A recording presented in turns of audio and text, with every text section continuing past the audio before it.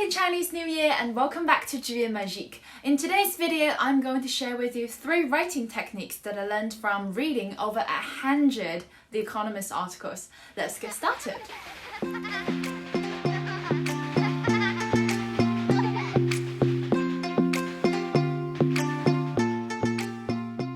And before we start, here is a special offer from The Economist. From today onward to February the 24th, 2021, instead of paying 1,288 yuan, now you only need to pay 688 yuan to get its annual subscriptions with the following benefits. First, you get to read all its quality articles on The Economist application and its website. Secondly, you have immersive listening experience thanks to its audio version and its podcasts. Thirdly, you get the newsletter and the digital archive, which means you could access all content since 1997. That's a lot. You can also join webinars and conferences, as well as other subscribers' events.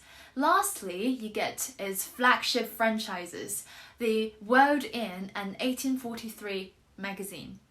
Also, you will be able to preview and review all of the articles that I'm going to analyze from The Economist this year. You might have seen my 100-day The Economist challenge.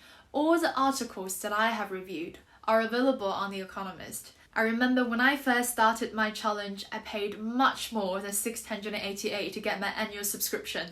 So I highly recommend you to grasp this opportunity and take this offer, which is worth 600 yuan.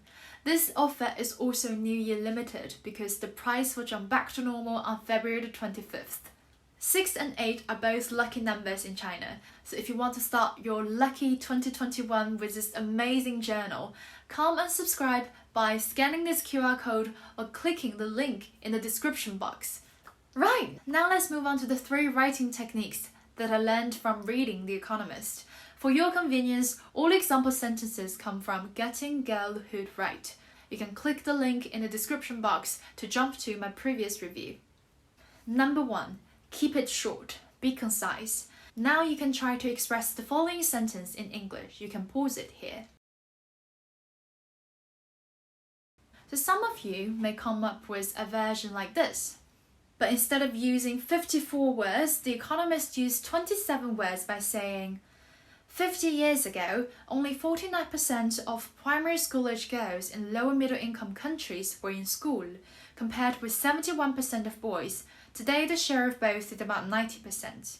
So what do we learn? You could look for unnecessary use of there and be. Secondly, try to put the subject closer to the beginning of the sentence to inform readers of the key subject. Also, try and leave out repetitive descriptions, just like the underlined parts.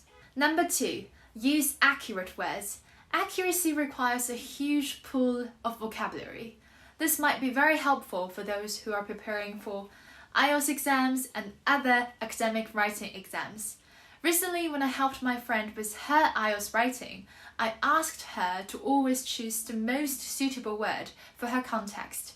And now she's got 7.5 in writing instead of 6 2 months ago.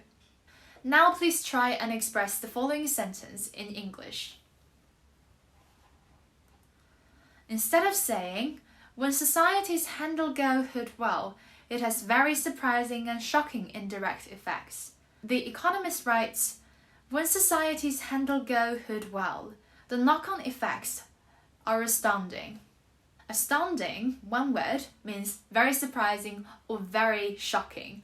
And the phrase knock-on effect is more advanced than saying indirect effect. Therefore, this is what you can do. So you can give up words such as very, a lot. So instead, use accurate words. For example, when you can use astounding, don't use very surprising. If you can use drizzle, don't use it rains a little bit. If you could say enormous, don't use very big. You can also learn more fixed phrases, for example, knock-on effect instead of indirect effect. Number 3, avoid abstract nominalization. Please try and express the following sentence in English. So instead of saying, the pandemic might cause trouble or reversion for progress achieved by poor countries in girl development, The Economist writes, So here's what you can do. Look for abstract words and think about what you truly want to express and use plain and clear verbs to replace them. This reminds me of my simultaneous interpreting teacher back in uni. Whenever my classmates used vague words, he would say, "Speak like a normal human being." I always believe that language learning is the combination of input and output. When it comes to writing in English, you need to expose yourself to abundant quality articles to support your writing. Speaking of quality articles, I strongly recommend The Economist. I look forward to learning and improving with you. Right, so that's for the day and for the year 2020. Don't forget to scan the QR code or click the link in the description box to subscribe. I'll see you next year. Bye! Happy Chinese New Year!